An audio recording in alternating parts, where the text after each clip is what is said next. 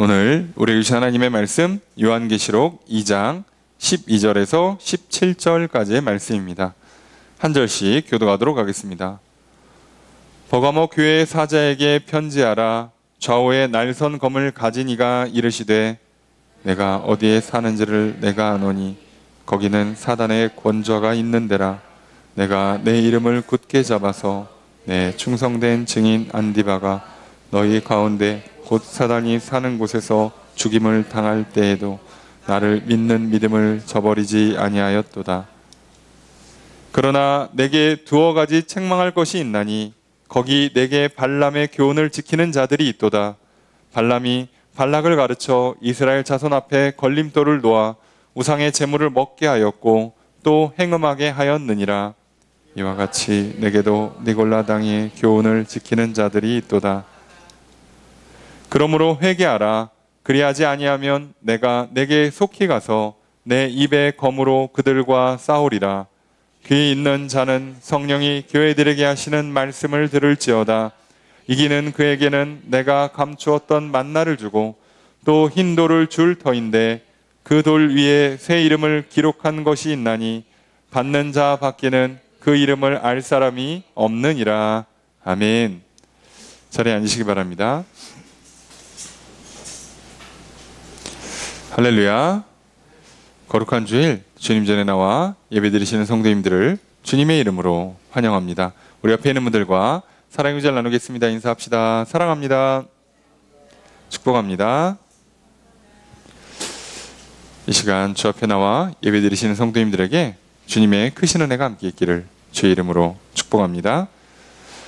우리는 매주일 낮 예배 시간에 요한계시록 말씀을 살펴보고 있습니다. 그리고 요한계시록 2장부터 3장까지는 우리에게 잘 알려진 7교회를 향한 그리스도의 편지가 기록된 본문입니다.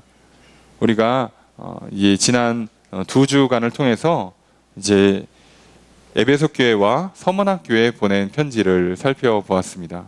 그리고 오늘은 이제 세 번째 교회인 버가모 교회를 향한 말씀을 살펴볼 것입니다. 우리는 지난주 말씀을 통해서 하나님께서 서머나 교회의 그 환난과 궁핍을 아신다고 말씀하십니다.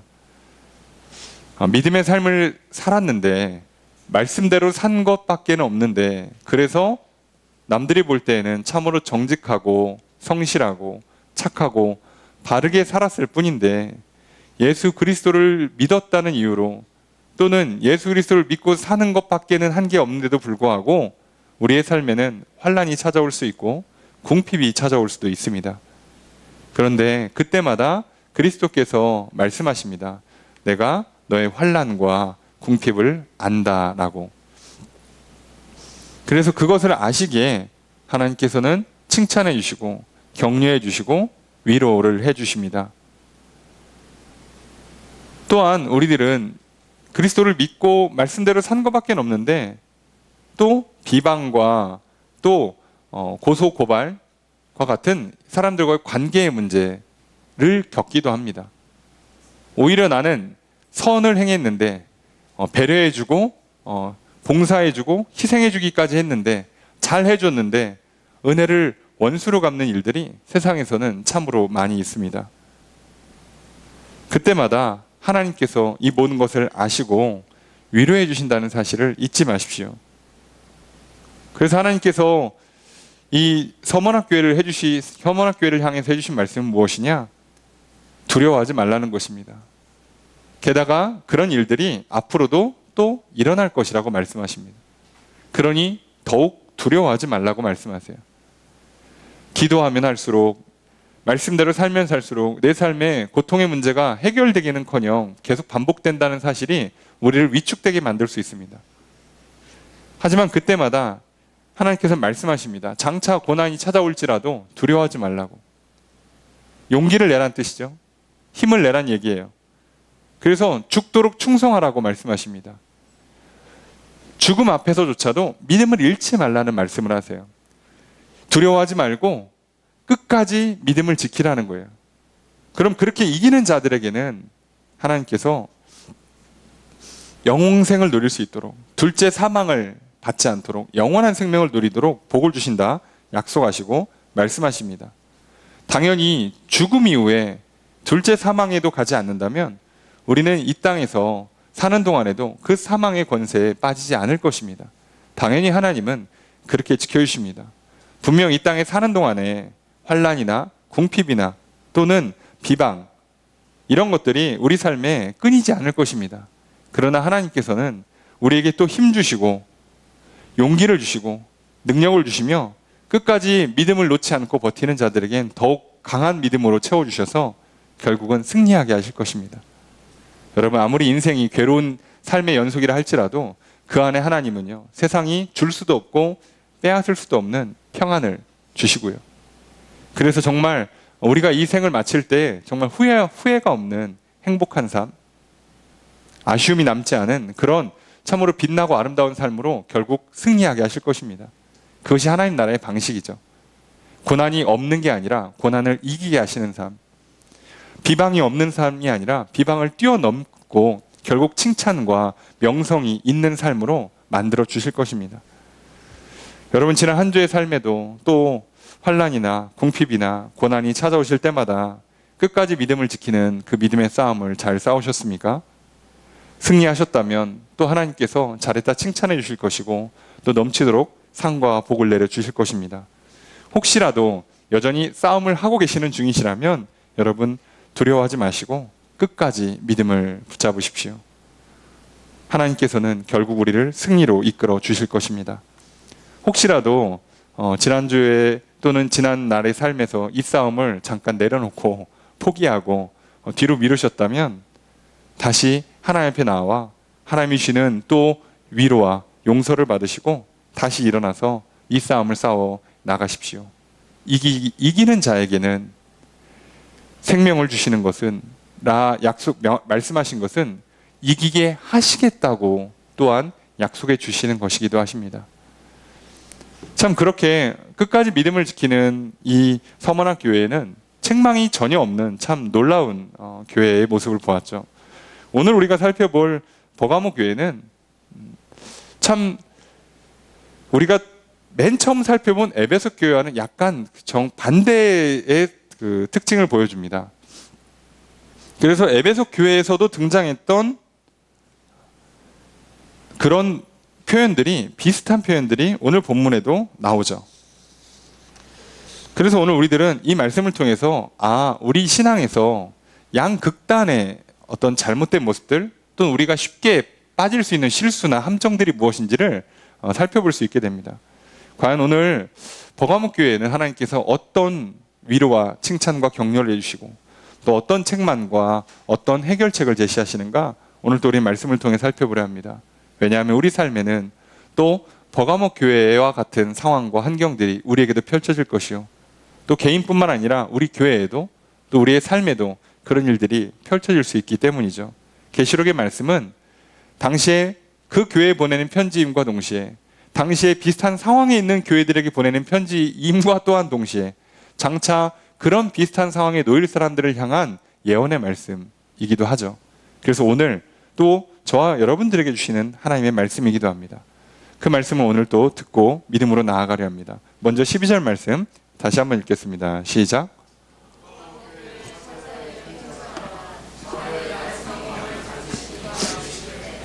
자, 버가모 교회에 편지하라 라고 하시면서 버가모 교회가 등장합니다. 지난 시간에 말씀드린 것처럼 이 아시아라고 불리는 그 당시의 그 표현은 오늘날은 그냥 터키라고 보시면 편해요. 그냥 다 터키라고 보시면 돼요. 그래서 이제 우리가 머릿속에 익숙한 지도가 대충 이탈리아잖아요. 이렇게 구두 모양 생긴 그 이탈리아. 네. 이탈리아의 그 지형을 돌아서 이렇게 이제 둥그렇게 지중해가 펼쳐지는데 이쪽 지역이 이제 오늘날 터키잖아요. 그러니까 유럽과 아시아, 오늘날의 아시아를 연결해 주는 곳이 터키인데 그 해안선 따라서 7교회가 있다고 생각하시면 편해요. 그러면 에베소 교회를 시작으로 해서 다 이렇게 에베소 교회 북쪽으로 서문학 교회 있었고요. 서문학 교회 또 북쪽으로 오늘 버가모 교회가 있습니다. 다들 한 80km, 100km씩 떨어져 있어요. 다들 큰 도시들이죠. 그러면 버가모 교회는 조금 더 그 당시에 로마와 가까워요. 그리고 대도시겠죠?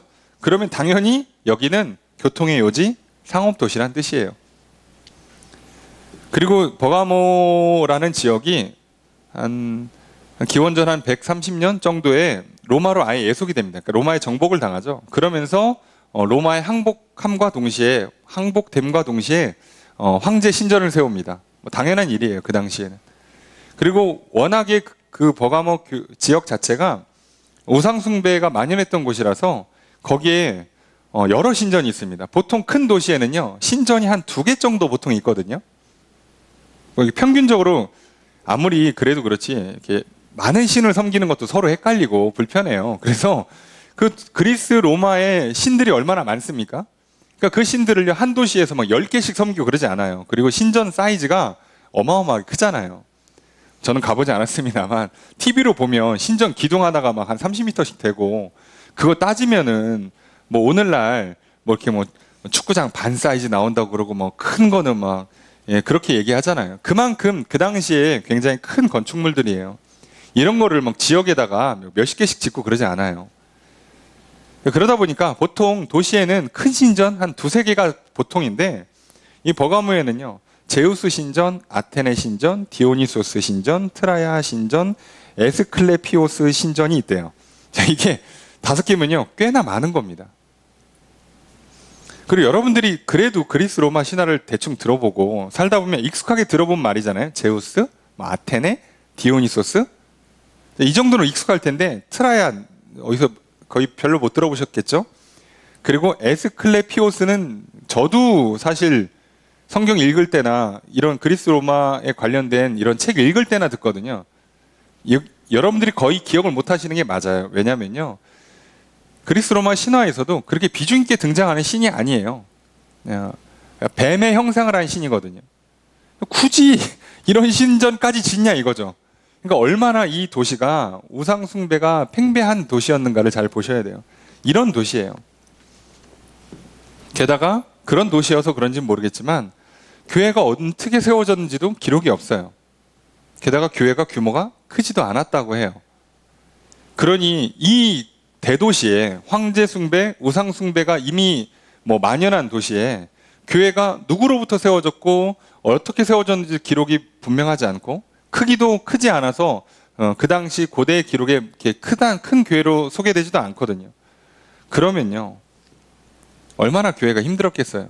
게다가 당연히 기본적으로 박해는 깔려 있고요. 그러다 보니까 이 그리스 로마 시대에 그 우상 숭배가 만연한 도시들은요, 놀랍게도요, 이상하게도 철학이 풍부해요. 왜 그런지 모르겠지만 이게 연결성이 있어요.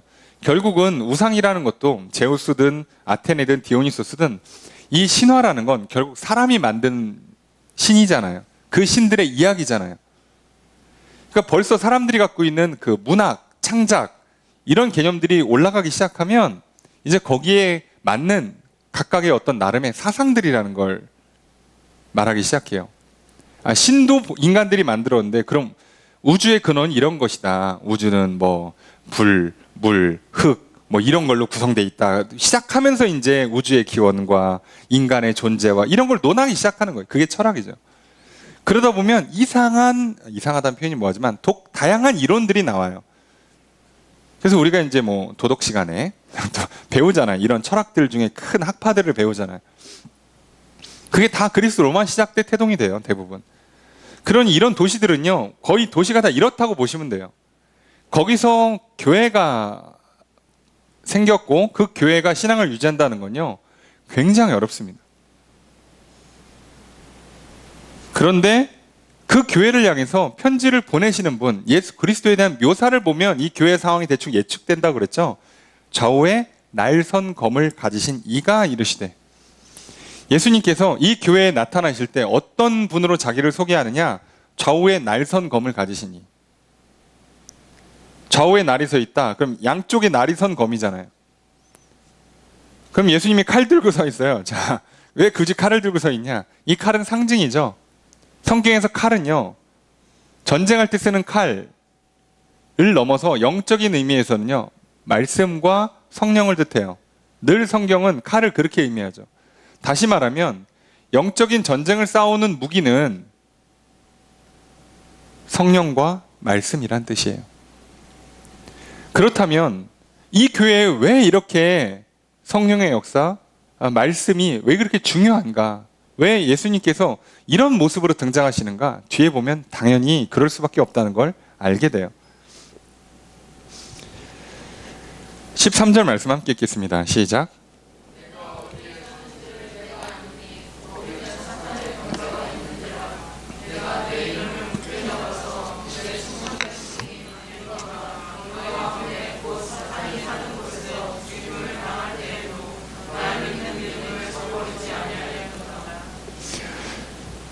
먼저 이제 위로와 칭찬과 격려를 주시는데 예수님께서 뭐라고 말씀하시느냐? 내가 어디에 사는지를 내가 안대요.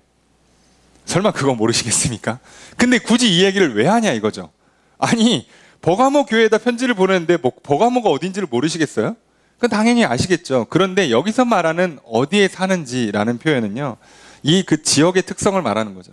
아까도 말씀드렸잖아요. 황제 숭배, 우상 숭배, 철학, 사상이 만연한 그곳의 교회가 또 그런 여러 가지 영적인 공격들을 받으면서 또 실제로 또 핍박도 받는, 물리적인 공격까지 받는, 고소 고발이 난무하고 또는 그것 때문에 매를 맞거나 모욕을 당하거나 또는 가난한을 당할 수밖에 없는 일들이 일어나죠.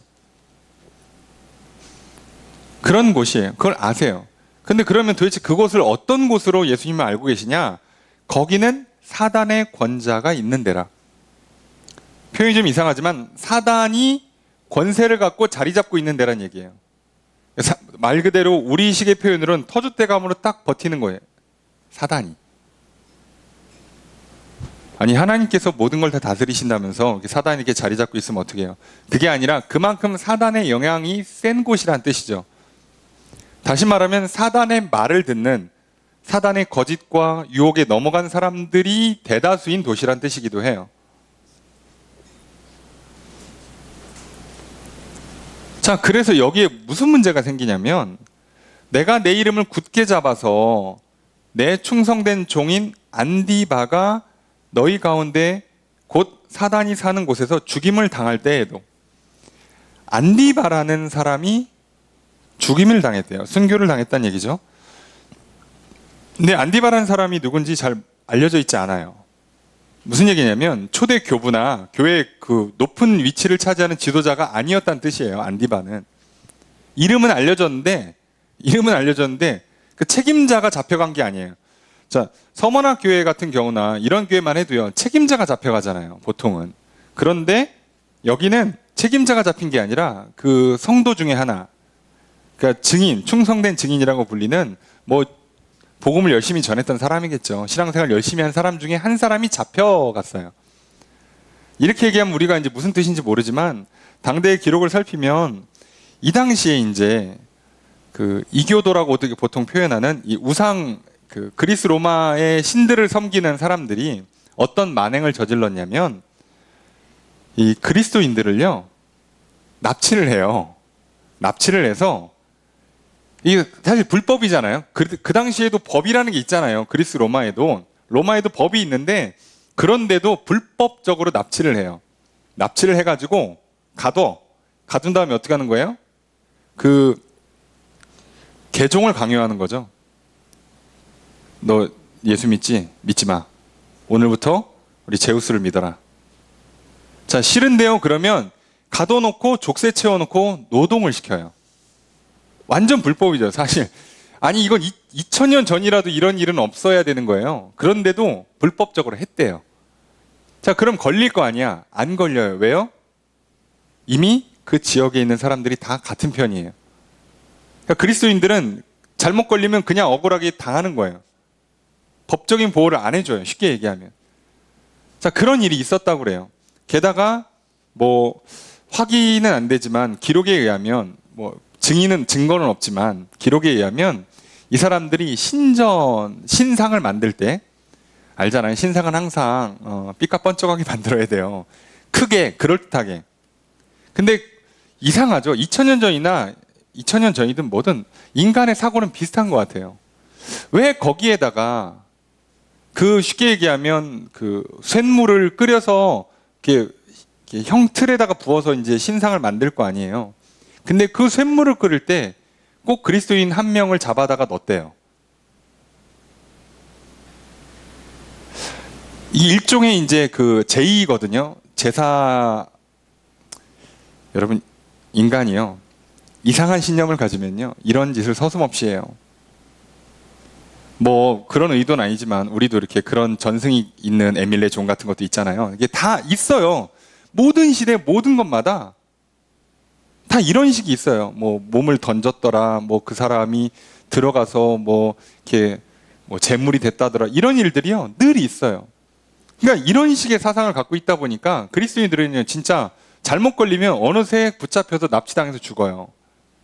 그게 뭐 흔한 일은 아닌데, 막 일어나지 않는데, 어쩌다, 그죠, 뭐, 잊을만 하면 한 번씩 일어나는데, 그 중에 대표적으로 안디바라는 사람이 그런 일을 당한 것으로 기록이 돼 있어요. 그럼 여러분 생각해 보세요. 아니, 안 그래도 예수 믿는 것도 힘들어 죽겠는데, 여기는 뭐 진짜 정신 사나운 동네에서 뭐 여러 가지로 뭐 눈치 보고 법적으로도 보호를 못 받고 여러 가지 힘든 상황에서도 믿음을 지키는데 잘못 걸리면 밤에 밤길 잘못 돌아다니면 잡혀갖고 납치당해서 감금당하거나 노동을 하거나 또는 죽어요. 여러분, 이런 상황에서 사실 교회가 유지된다는 것 자체가 대단한 거 아니겠습니까? 그래서 예수님도 그걸 말씀하시는 거예요. 그런데도 너희들은 나를 믿는 믿음을 저버리지 않았다. 이거를 아신다는 거예요. 이거를 칭찬해 주시는 거예요. 이걸 격려해 주시는 거죠. 참 아마 비슷한 상황에 저와 여러분들이 놓이면 과연 우리는 얼마나 이걸 견뎌낼 수 있을까? 사실 자신 없죠. 그런 의미에서 대한민국은 참 좋은 곳입니다. 이유야 어찌됐든 간에 최소한 하나님을 믿고 신앙생활 하는데 그래도 이런 고통은 없잖아요. 자, 한국이란 나라가 특이한 나라예요. 우리도 다종교의 나라거든요. 다양한 종교들이 다 허용되는 종교의 자유가 있는 나라고요.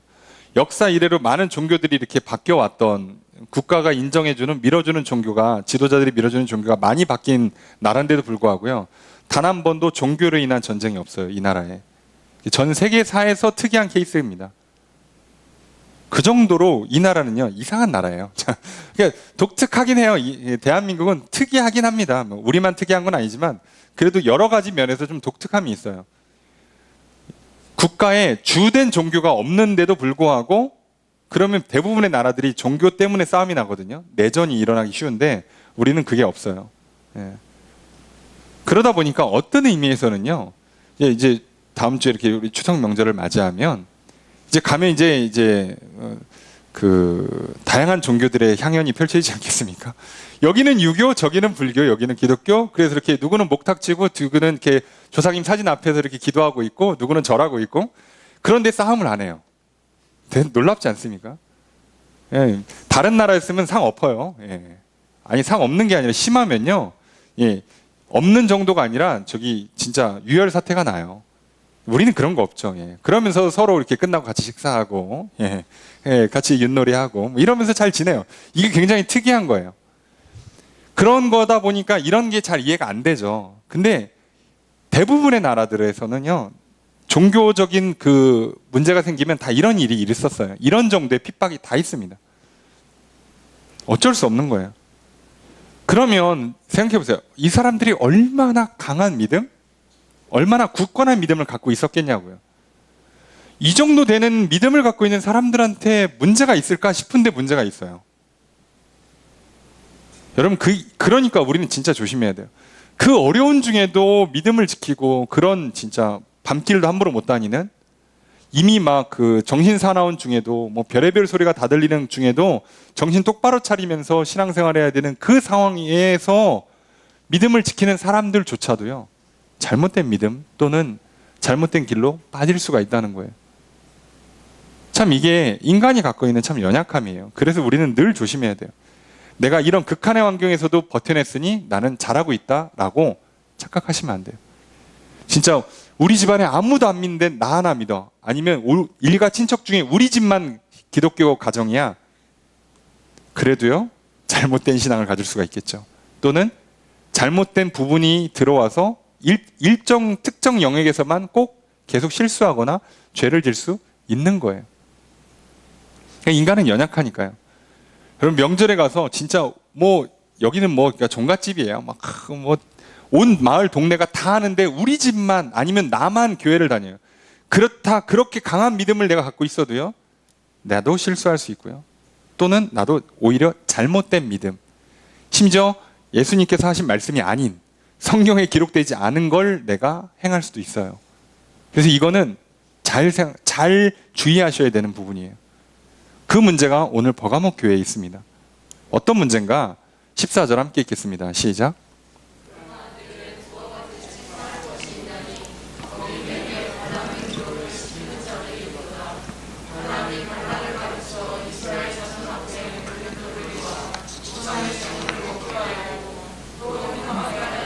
15절까지 읽습니다.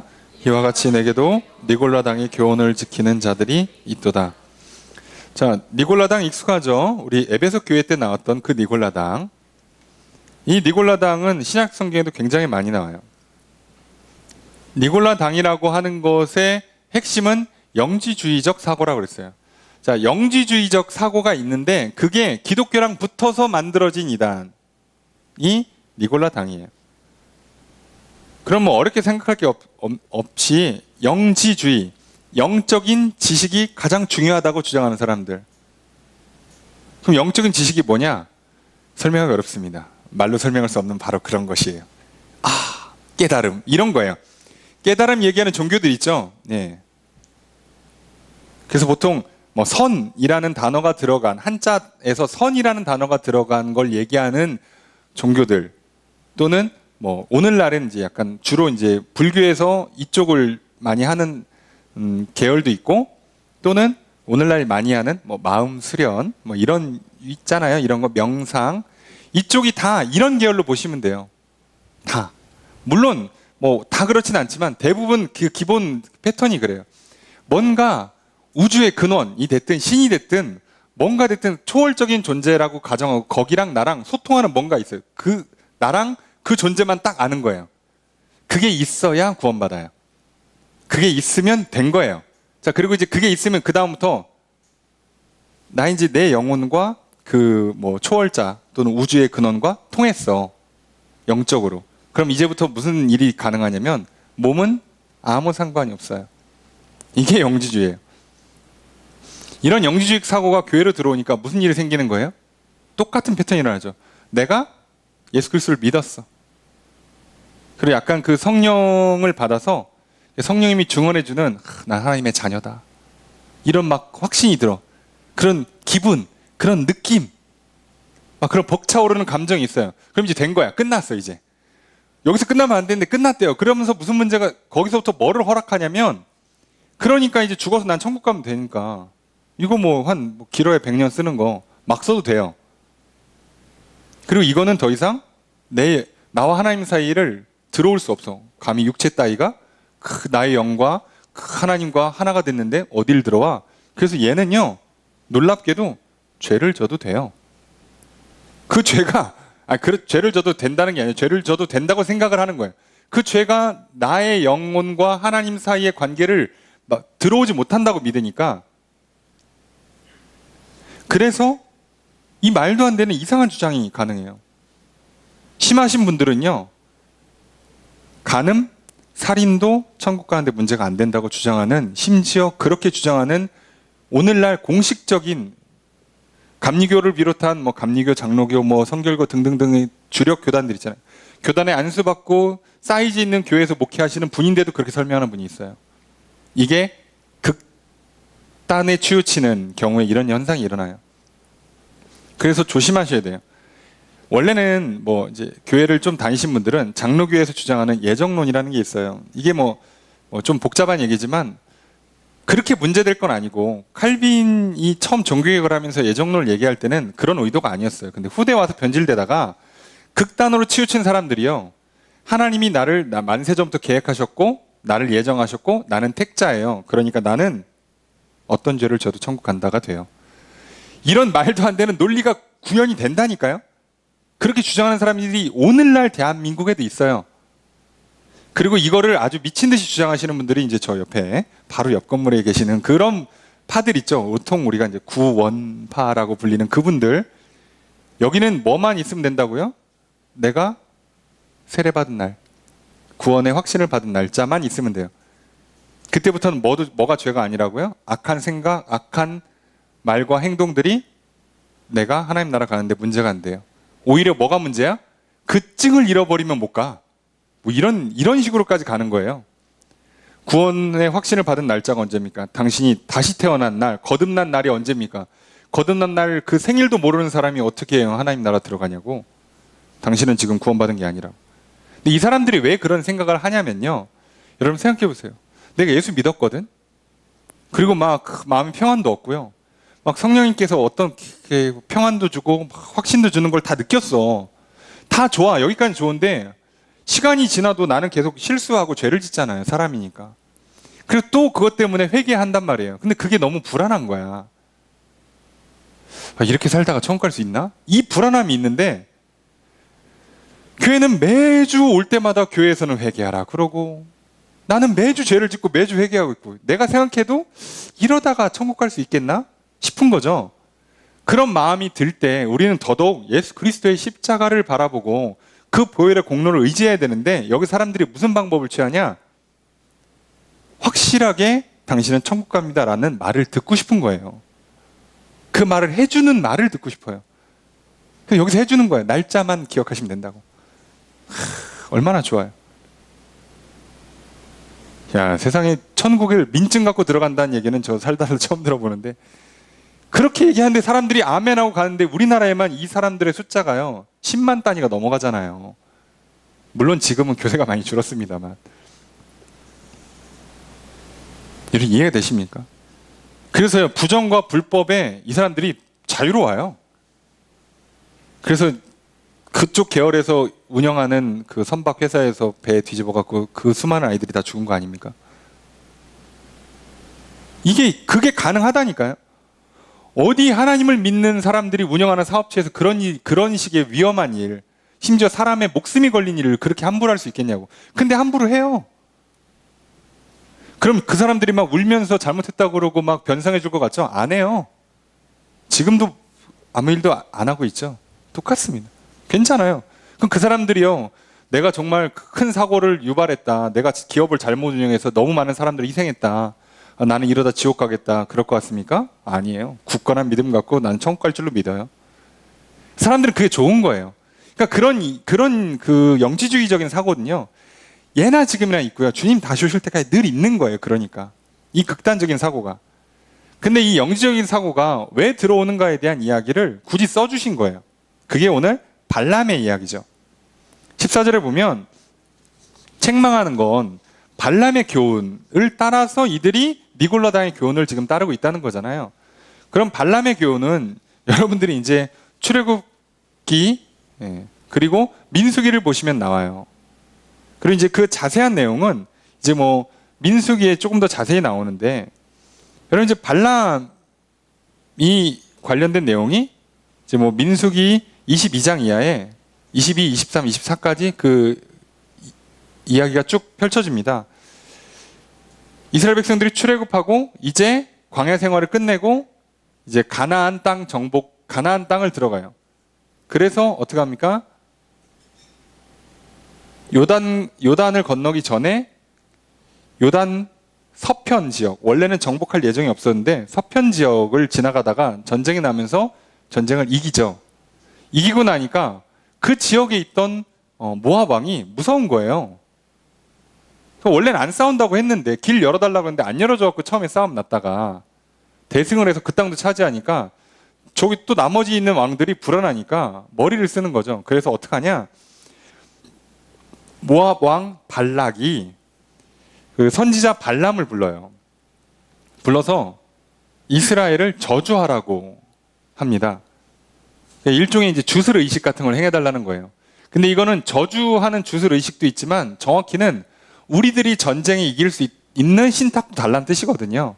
그러니까 저기는 지게 만들고 우리는 이길 수 있도록 뭔가 계시를 달라 이렇게 부른 거예요. 그래서 이제 그 발락이 그 장로들을 시켜가지고 모압과 미디안의 장로들을 발람한테 보내요. 선물로 이렇게 왕창 들고.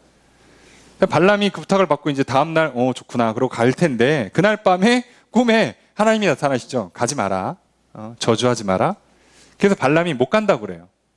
당연히 못 가죠. 무섭지. 못 간다고 그러니까 그 거절을 들은 발락 왕이 좀 부족했나 보다. 그래가지고 더 보내요. 그러면서 막 온갖 혜택을 주겠다고 회유를 하니까 두 번째 그 부탁을 받은 발람이 살짝 마음이 흔들리죠. 그래서 어떡하지? 가서 하나님 말씀만 전할까? 뭐 이렇게 이러고 있는데 그래서 그냥 그러면 가서 저주는 안 하고 하나님 시키는 것만 얘기했다. 이런 식으로 마음을 먹으니까 그날 밤에 또 오셔서 가서 내가 하라는 것만 얘기해라고 해주세요. 그래서 이제 뭐 발람 입장에서는 얼마나 좋아요. 선물 다 받고 나는 가서 저주하든 말든 하나님이 주는 대로만 하고 오면 그냥 뭐 다 내가 승자지. 내가 모든 걸 다 누리는 거잖아요. 그래서 가려고 했는데 유명한 사건이 일어나죠. 나귀가 미쳐가지고 날뛰다가 벽에다 막 기대면서 발람을 막아요. 골목길에서. 발람이 어이가 없어갖고 채찍질을 하죠. 그랬더니 나귀가 입이 열려가지고 얘기해요. 주인님, 제가 그동안 이런 적이 한 번이라도 있습니까? 정신 차리고 보시라고 저 길 끝에 천사가 칼 들고 서 있다고. 그러고 그 얘기를 듣고 나서 발람이 보니까 진짜로 하나님의 사자가 거기서 죽이려고 칼 들고 서 있었어요. 가냐? 가란다고 가냐? 그래서 이제 가지 말란 뜻이었는데 못 알아들은 거죠. 예. 그러니까 사람이 잘 알아들어야 돼요. 역시 말을 잘 들어야 됩니다. 가란다고 다 가는 게 아니잖아요. 예. 처음에 가지 말라고 했는데 그 다음에 가라고 했으면 생각을 좀 해야지. 왜 갑자기 가라고 그러지? 생각을 했어야 되는데 그걸 못 알아듣고 가려고 하니까 이제 하나님께서 그 사자가 얘기하죠. 가서 내가 시키는 대로 안 하면 너 진짜 죽어. 그렇게 해서 보내는 거예요. 그럼 뭐 발람은 완전 쫄아가지고 발락 왕한테 가서 나 저주 못한다. 신이 주라는 대로밖에 못한다. 그런데 발락 왕은 그러거나 말거나 하세요. 그래서 이제 막 제단 쌓고 제사를 드리고 했더니 첫 번째 축복만 쫙 하죠. 발락 왕이 살짝 마음이 상해요. 그러시냐고 한 번 더 하시라고. 두 번째 해요. 그랬더니 또 축복만 쫙 해요. 이제 발락 왕도 살짝 열이 받죠. 이게 뭐 하는 거지? 이분이 상도가 없네. 자, 이게 이러면 안 되는데. 그래서 한 번 더 하라고. 근데 발람은 발람대로 미치겠는 거죠. 그래서 세 번째 하는데 세 번째는요. 이스라엘을 축복하고 모압을 저주해요. 그래서 발락 왕이 거의 어이가 없어서 웃죠. 이게 뭐 하는 건가? 가라고. 근데 이제 발람은 눈치를 챌 거 아니에요. 이러고 내가 집으로 가면 나는 죽겠죠. 바보가 아닌다면 그거 모르겠습니까? 왕이 불러서 저주하라고 그랬는데 축복해주고 도리어 왕의 나라를 저주하고 내가 집에 가면 나는 집에 무사히 도착할 것 같아요? 그래서 여기서 발람이 살기 위해서 머리를 쓰죠. 성경에 자세한 내용은 나와 있지 않지만 결과적으로만 보면 어떻게 하냐면 그 성경의 표현대로 하면 꾀를 내서 이스라엘 백성들을 무너뜨리는 꾀를 내요. 그게 뭐냐? 우선 이제 그 모압 땅에서 이스라엘 백성들이 거주하고 있으니까 역시나 여인들을 보냅니다. 그래서 뭐 자연스럽게 만날 수 있지 않겠어요? 이렇게 우물이나 이런 데서 여인들을 만나서 저 이상한 사람 아니에요. 어디서 오셨어요? 그래서 괜히 말 걸고 친해지고 밥이나 커피나 한 잔. 그러다가 뭐를 하냐면 저희가 이번 주말에 동네 축제가 있는데 오셔서 같이 이렇게 술 한잔 하시고 고기도 좀 드시면 좋지 않겠습니까? 예, 초대를 해요. 넘어가죠. 근데 그게 그냥 축제가 아니겠죠? 예, 우상제사죠. 거기서 사람들이 우상제사를 어떻게 한다고요? 그냥 짐승 피 흘리고 끝내는 그런 단순한 제의가 아니라 술 마시고 그리고 그 신의 이름으로 성적인 관계를 맺어요. 그게 제사예요. 그러니 이제 이스라엘 백성들이 어머 이런 신세계가 그러고서는 이제 정신이 나가기 시작하는 거죠. 좋다. 그래서 이제 미쳐가지고 어떤 일까지 벌리냐면 이스라엘 백성이 모압 여인과 함께 같이 술 취해서 모압 여인을 끌고 이스라엘 진영으로 와요. 자기 집인 거죠. 그러니까 자기 집으로 들어오는 거예요. 근데 이미 이것 때문에 하나님께서 화가 나셔서 진노하셔갖고 전염병이 이스라엘 진영에 이미 임했어요. 근데도 그러거나 말거나 그죠? 예, 나는 술 마시고 기분 좋고 그 모압 여인과 함께 내 방에 가서 내 집에 가서 잠자리를 하겠다는 거예요.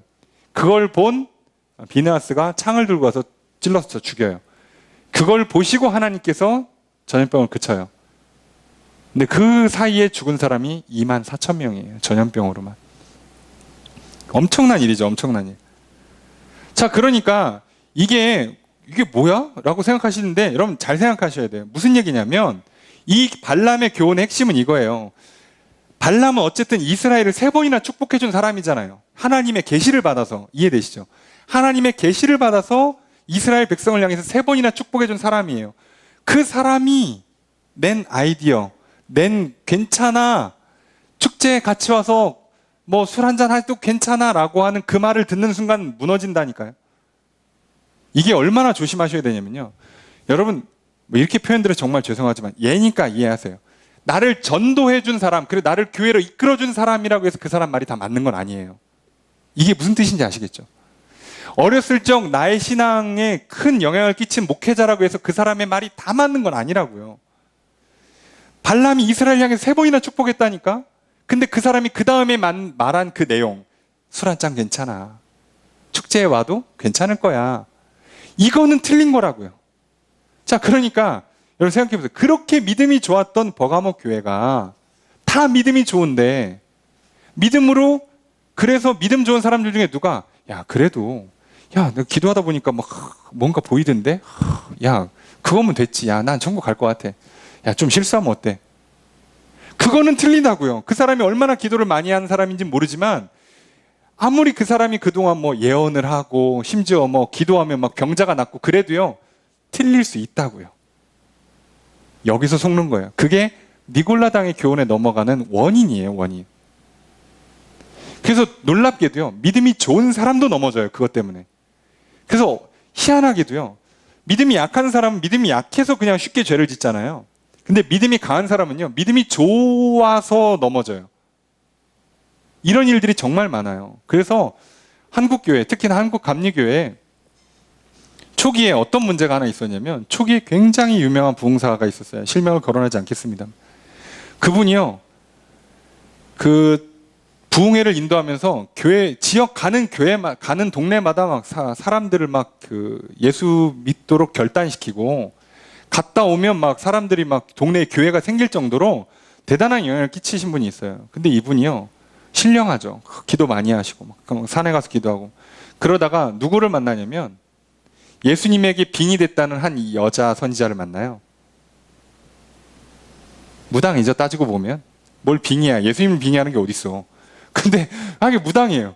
근데 이 여자가 갑자기 이렇게 미쳐가지고 나는 예수다 그랬는데, 이분이 살짝 정신이 나가는 거죠. 그래서 그 여자 앞에 절을 해요. 그 위대한 부흥사가 수많은 사람들을 회개시키고 교회를 그렇게 많이 세웠던 사람이요, 거기서 잠깐 정신을 놓으면 거기 절을 한다니까요. 그리고 그분을 예수님처럼 모시고 다녀요. 그래서 지금 후대에 계속 논쟁이에요. 이 사람을 부흥사로 인정해 줄 거냐 감리교회에, 아니면 이단으로 규정할 거냐 놓고 계속 싸워요. 계속 답이 안 나오는 거예요 서로. 왜냐하면 공이 너무 커. 근데 과도 너무 커요.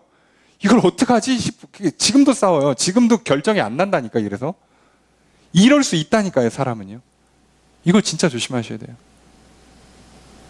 그래서 늘 말씀드립니다만, 여러분 만약에 제가 에베소 교회, 서머나 교회, 버가모 교회까지 하나님 말씀을 여러분들에게 잘 설명해 드렸어요. 자, 그러면 이제 다음 주에 두아디라 교회가 있어요. 얘는 잘못 설명할 수도 있어요. 이해가 되십니까? 그러니까 여러분들이 늘 어떻게 하셔야 된다고요? 늘 듣고 아멘 하는 것도 중요하지만 그 다음에 다시 성경을 읽으시면서 나의 말씀으로 받아들이는, 그리고 성령님께서 직접 나에게 깨달음을 주시고 확신을 주시는 작업을 한 번 더 하셔야 된다고요. 그걸 안 하고 그냥 저는 뭐 목사님 기도 많이 하시니까, 그래도 목사님이 저보다는 공부를 많이 하셨을 테니까 믿습니다, 자 이러시면 큰일 나요. 왜요? 사람은 그러면 안 돼요. 그건 진짜 하시면 안 돼요. 오늘날 우리 한국교회 문제 중에 하나가 뭡니까?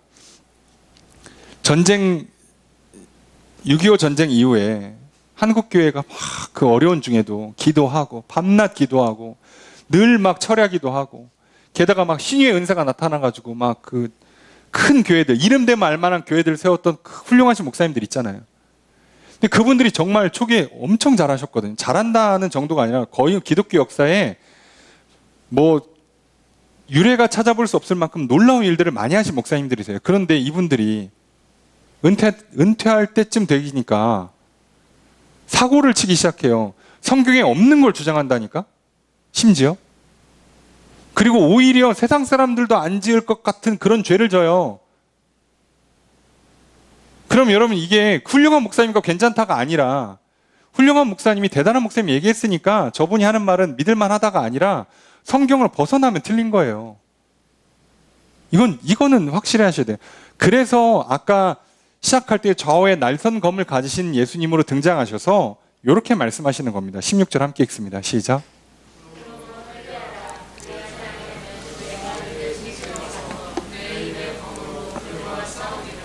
그래서 뭐라고 하냐? 회개하라는 거예요. 거기서 돌이키라는 거예요. 다 받아주면 안 된다는 거예요. 기도 좀 한다고, 성경 공부를 좀 많이 했다고, 뭐 저 사람이 믿음이 훌륭하다, 봉사를 많이 한다, 전도를 많이 했다고 해서 저 사람 말이 다 맞는 게 아니라는 거예요. 그런 아니란 생각하지 말라는 거죠. 여러분, 우리도요, 이런 유의 사고에 빠지기 쉬워요. 니골라당까지는 아니어도요, 이런 비슷한 사고가 뭐냐면 간혹 그러신 분들이 있어요. 기도했으니까 시험 공부 안 해도 시험 잘 볼 줄로 믿습니다 라는 놀라운 믿음을 가지신 분들이 있어요. 이게 애들만 그럴 것 같습니까? 여러분, 기도했으니까 운동 안 해도 건강하고 살 빠질 줄로 믿는데, 기도했으니까 사업이 잘 될 줄로 믿는데, 아니, 일은 일대로 열심히 하셔야지. 운동은 운동대로 하고, 하나님이 기적적으로 내가 아무것도 안 해도 그냥 내려주시는 건 기적이죠. 근데 대부분의 경우는요, 복을 주신단 말이에요. 그러니까 하는 것에 얹어준단 말이에요. 그래서 30배, 60배, 100배의 결실을 주는 거지, 가만히 있는데 하늘에서 뭘 떨어뜨려 주는 게 아니라고요. 그거를 우리가 자꾸 놓친다니까요. 그러니까 뭐 나는 믿음이 좋으니까 이런 거 실수해도 뭐 죄 져도 뭐 천국 가. 여러분, 이런 사고를 할 때 오늘 우리에게 주신 하나님의 말씀, 회개하라예요. 그거 아니란 얘기죠. 돌이키라고 말씀하십니다. 절대 그렇지 않아요. 그래서 이들을 향해서 뭐라고 말씀하십니까? 회개 안 하면 내가 너한테 속히 가서 내 입의 검으로 그들과 싸우겠다. 내 입의 검이 뭐예요? 말 그대로 말씀인데 검이란 얘기잖아요. 말씀의 검으로 싸우겠대요. 예수님은 말씀으로 다 찔러 쪼개겠다고 말씀하십니다. 우리가 알고 있는 말씀의 검, 그죠? 에베소서 6장 17절, 구원의 투구와 성령의 검, 곧 하나님의 말씀을 가지라. 히브리서 4장 12절 말씀, 하나님의 말씀은 살아있고 활력이 있어 좌우의 날선 어떤 검보다도 예리하여 혼과 영과 및 관절과 골수를 찔러 쪼개기까지 하며 또 마음의 생각과 뜻을 판단하나니. 다 갈라보시겠다는 거예요, 말씀으로. 그럼 뭐 어디에서 문제가 있는지를 알죠. 그리고 뒤에 그 말씀으로 뭐 하신다고요? 싸운다고요. 여러분, 싸운다는 표현은요, 그냥 단순히 논쟁에서 내 말이 맞지? 내 주장이 맞지가 아니라요, 싸우면요 승패가 나게 돼 있어요. 이 싸움에서 지는 사람은요 지옥이란 뜻이에요. 다시 말하면 간단한 얘기가 아닙니다. 예수님 직접 오셔서 말씀으로 갈랐는데 잘못됐다? 그러면 이거는요 지옥이에요. 이건 진짜 심각한 말씀을 하시는 거죠. 싸우시겠대. 직접 싸우시겠대. 오죽하셨으면. 그건 아니지라고 하면 직접 싸우시는 거예요. 그래서 오늘 우리들이요, 예수님이 오셔서 직접 싸우시면 큰일 나요. 승부 나는 순간 이제 천국 아니면 지옥으로 갈라지니까. 그래서 우리가 뭘 해야 되는 거죠? 우리가 오늘 예수님의 입의 검, 하나님의 말씀, 성령의 능력으로 내가 먼저 싸워야 돼요. 그래서 이런 말도 안 되는 사고들과 싸우셔야 돼요. 조금 교회 좀 오래 다녔다고, 나보다 훌륭하다고, 기도 많이 한다고, 뭐 학식이 뛰어나다고, 저 사람 말은 다 맞겠지라는 아니란 생각을 버리세요. 싸우셔야 돼요. 그러면 편하잖아. 내가 기도 안 해도 되잖아. 기도 많이 하는 사람 얘기 들으면 되니까. 내가 성경 공부 많이 안 해도 돼요. 왜요? 성경 공부 한 사람 얘기를 그냥 들으면 되니까. 기도했으니까 공부 안 해도 돼. 기도했으니까 운동 안 해도 돼. 기도했으니까 일 열심히 안 해도 되라는 그런 유혹 앞에, 안일함 앞에 싸우셔야 돼요. 그러니까 어떡하라고요? 기도하시고, 말씀 읽고 배우시고, 여러분 열심히 공부도 하시고, 운동도 하시고, 일도 하시고, 매일같이 치열한 삶을 사세요. 그래야 하나님께서 우리에게 놀라운 승리와 복을 주십니다. 우리에게 그렇게 쉽게 가려는 그 유혹 앞에 싸우지 않으시면요, 금세 무너져요. 여러분 생각해 보세요. 버가목 교회 상황이 그렇게 안 좋은데도, 그걸 버틸 정도의 강력한 믿음을 갖고 있는데도요, 여기서 잠깐 정신 놓으니까 지잖아요. 그럴 수 있다니까요. 여러분, 앞서 에베소 교회는요, 그렇게 외적으로는 행동을 철저히 하면서 속에는 사랑이 하나도 없어서 문제가 됐잖아요. 근데 그들이 그래도 잘한 건 뭐였다고요? 이 니골라당의 교훈을 안 지켰어요. 그래도 이들은요, 야, 그래도 죄를 짓는 게 괜찮다는 건 아니지라고 해서 끊었단 말이에요. 그래 칭찬받았잖아요. 근데 여기는요, 그렇게 믿음이 좋은 사람들이 그거에 속아 넘어가서 헛된 믿음을 갖는 거죠. 그럼 무너져요. 여러분, 괜찮을 거라는 생각 또는 게으른 아니라는 생각들 돌이키셔야 합니다. 싸우십시오. 저는 몇 번 말씀드린 것 같은데, 여러분, 교회는 구원 열차는 아니에요. 그냥 교회 오셔서 이렇게 앉았다 가시면 눈 뜨면 천국입니다. 이런 일은 없어요. 여러분 아시죠? 말씀 들으셔야 되고요. 믿으셔야 합니다. 그 믿음의 싸움을 싸우셔야 합니다. 또 거짓이 와서 유혹할 거예요. 괜찮을 거야. 기도했잖아. 그러니까 괜찮을 거야. 아니요. 선한 싸움을 싸워야 돼요. 끝까지 싸워야 돼요. 그걸 성경은 늘 얘기하잖아요. 이기는 자가 되라고. 지면 안 돼요. 저도 괜찮은 거 없어요, 세상에. 그런 건 없습니다, 여러분. 여러분, 그리스도인들은요, 저도 괜찮은 사람이 아니에요. 이기는 사람들이라니까요. 결국 이길 거니까 오늘의 패배 자체는 괜찮아요. 왜요? 내일 싸우면 이기니까. 예수님 오시면 이기니까. 결국 이길 거니까 괜찮은 거지. 오늘 나의 패배가 괜찮은 이유는 궁극적으로 승리할 거라서 괜찮은 거예요. 나중에도 패배하면 절대 괜찮지 않아요. 그러니까 모든 걸 이기신 예수 그리스도께서 계시니까, 죄와의 싸움, 죽음과의 싸움에서 이기신 예수 그리스도가 계시니까 우리가 괜찮은 거지. 그분이 지셨으면 우리도 큰일 나요. 여러분, 오늘 우리에게 참 이런 우리의 아니란 속마음, 그냥 편한 대로 살고 싶고, 이만큼 했으면 됐겠지, 야, 이 정도 고생했으면 좀 요거는 봐주시겠지라는 그 아니라는 생각에서부터 돌이키셔야 합니다. 정말 철저하셔야 돼요. 여러분 생각해 보세요. 내가 특히나 어린 자녀들을 키울 때, 여러분 뭐 이렇게 대충 이렇게 집에 이렇게 위험한 물건들 이렇게 저쪽 이렇게 책상 한쪽에 치워놨으니까 됐겠지 이렇게 생각하십니까? 안 그러잖아요. 문고리에다가 다 자물쇠 채워놓고, 예? 또 그것도 애가 막 올라가서 뜯을까봐 그것도 막 이중으로 해놓고, 애 손에 아예 안 닿게 막 의자도 다 치우고 막 난리를 치잖아요. 어디 우리가 하나님을 사랑하고 예수 그리스도의 그 진리의 말씀을 정말 사랑하고 믿고 나아가는데 어디 대충 하는 게 어디 있어요? 그런 건 없죠. 그래서 사단은 또 우리를 유혹할 겁니다. 야, 너 이 정도 했으니까 괜찮아. 야, 너가 기도 많이 했으니까 이거는 좀 덜 해도 괜찮아.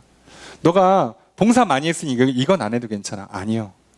정말 다 우리가 할 수 있는 한 최대한 다 열심히 하셔야 돼요.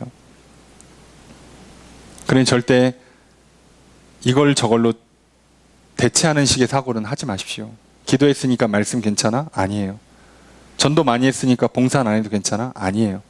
헌금 많이 했으니까 뭐 다른 일 안 해도 괜찮아? 아니, 그렇지 않아요. 다 내가 할 수 있는 최선의 것들로 하셔야 돼요. 그래서 그 이기는 자들에게 오늘 하나님께서 약속하십니다. 내가 감추었던 만나를 주고 흰 돌에 새 이름을 기록해서 그 이름을 새겨주겠다고. 그러게 참 특이한 표현이에요. 예. 아까도 말씀드렸잖아요. 분명히 우리를 무너뜨린 사고는 뭐예요? 기도했으니까 일 안 해도 괜찮아. 그냥 위에서 떨어뜨려 줄 거야. 건강을 줄 거야. 복을 줄 거야. 그게 아니란 얘기예요. 그래서 싸우란 얘기예요. 다 하래요. 그러면 다 하는 사람한테 뭐를 준대요? 만나를 준대요. 그냥 내려주겠다는 얘기예요. 여러분, 우리가 이 모순을 잘 기억하셔야 돼요. 나는 그냥 내려줄 거 기다리고 계시면 안 돼요. 나는 끝까지 싸우는데 하나님은 그 사람에게 그냥 주세요. 그러니까 결국 그냥 주는 거니까 가만히 있으면 그냥 받는 거 아니냐고. 여러분, 그러시면 큰일 나는 거예요. 그러시면. 아시겠죠? 그래서 우리는 놀랍게도요, 열심히 살았는데 결국은 내 열심 때문에 잘 되는 게 아니라 은혜로 사는 거예요. 결국 하나님이 주십니다. 그럼 왜 열심히 하냐고? 열심히 하는 사람에게 은혜를 주시겠다잖아요. 하나님께서 믿고 순종하는 사람에게 주신다고 하셨기 때문에 그렇게 주시는 거예요. 그러면 믿고 순종하시면 돼요. 그럼 이걸 끝까지 하는 거냐? 아니요. 거기서 하나님께서 내 믿음을 보시고 그리고 때에 따라서 만나를 그냥 주신다고요. 이해되십니까? 그러니까 내가 공부를 해야 성적은 오르는데 내가 죽도록 공부에 성적을 올리는 게 아니라 내가 열심히 공부하는 걸 보시고 하나님께서 잘했다 그러고 갑자기 시험 공부할 거, 시험에 나올 만한 거를 생각나게 해주시고 갑자기 누군가 와서 야 이건 나올 것 같아라고 막 문제를 알려주고 그리고 막 시험장에 갔는데 헷갈려요. 2번인가 3번인가 그러고 있는데 갑자기 위에서 2번이다. 그래가지고 찍어서 맞추고 이런 일들이 일어나는 거예요. 그렇게 도와주시겠다는 거예요. 하나님은. 이해가 되십니까? 이걸 사람들이 많이 헷갈려 하시더라고요. 결국 같은 게 아니잖아요. 이해되시죠? 어차피 하나님 내려주는 건 맞는데 그래야만 되는 건 맞지만 과정이 달라요. 하나님은 믿고 순종하는 자들에게 만나를 내려주십니다. 믿으니까 괜찮아 그러고 가만히 순종하지 않고 아무것도 하지 않고 가만히 있는 자들에게 만나는 절대 주지 않아요. 이걸 기억하십시오. 그리고 그걸 잘 보시면 뭐 시간이 없어서 다 말씀 못 드리지만 실제로 출애굽할 때 만나를 얻는 과정도 똑같습니다. 그러니까 하나님 말씀대로 안 하면 못 얻어요. 근데 하면 주세요. 매일 자기 분량만큼, 토요일에는 2배. 이걸 안 지키면 못 얻어요. 시간 지나면 사라져요. 그렇게 하시는 거라고. 하나님 복은 그렇게 임합니다. 그리고 그걸 주시겠다고 실제로 약속하십니다. 돌에다 새 이름을 새겨주신대요. 나만 알 수 있는. 그러니까 이 영주주의자들이 얘기했던 그 이야기를 그대로 주시잖아요. 하나님과 나만 알 수 있는 이름. 야, 이제 내가 너를 별명을 이렇게 붙여줄 거야. 그리고 그 이름을 여기다 새겨줄게. 너랑 나랑만 알아. 너는 확실히 천국 백성이란다. 라고 새겨주시겠대잖아요. 영주주의자들이 그렇게 주장했던 거 하나님이 직접 하시겠대요. 그러니까 그거 다 가짜란 얘기죠. 내가 줘야 진짜지. 뭘 받아 받기는. 뭘 자꾸 들었대, 봤대. 예전에 뭐 예언의 은사 있는 분이 뭐 그 전쟁 난다 그러시고 뭐 그래서 뭐 누구는 뭐 한 교회가 막 미국으로 집단으로 이주한 경우도 있었던 거 아시죠? 여전히 21세기가 돼도 2021년이 돼도 미치어 돌아간 사람들이 한이 없어요. 그래도요. 여러분 우린 정신을 차립시다. 진리 앞에 바로 섭시다. 오늘 주시는 이 말씀 기억하세요. 믿음 좋다고 괜찮은 거 아니고요. 제대로 하시면 하나님께서 우리의 믿음을 보시고 그리고 말씀의 검으로 싸우는 자들에게 이렇게 만나를 내려주시고 진짜 우리에게 주시는 구원의 확신, 나만 알 수 있는 놀라운 증거들을 하나님은 충분히 채워주실 것입니다. 그래서 아무리 내 상황이 환경이 어렵고 시대가 악하다 할지라도 싸움을 끝까지 싸워 이길 수 있게 도와주실 것입니다. 그래서 여러분 또 시작하는 한 주의 삶에 여러분의 지역이, 여러분의 주변 환경이, 여러분의 가정 환경이 어떠한다 할지라도 여러분 결국 끝까지 싸우십시오. 여러분의 그 치열한 싸움을 하나님이 아시고 위로하시고 칭찬하십니다. 끝까지 믿고 나아가는 자들에게 하나님께서 말씀으로 성령으로 도와주실 것이며 만나를 내려주시고 이름을 새겨주실 것입니다. 그 놀라운 은혜로 이기는 자, 승리하는 한 주 살아가시는 저 여러분들 되시기를 주의 이름으로 축복합니다.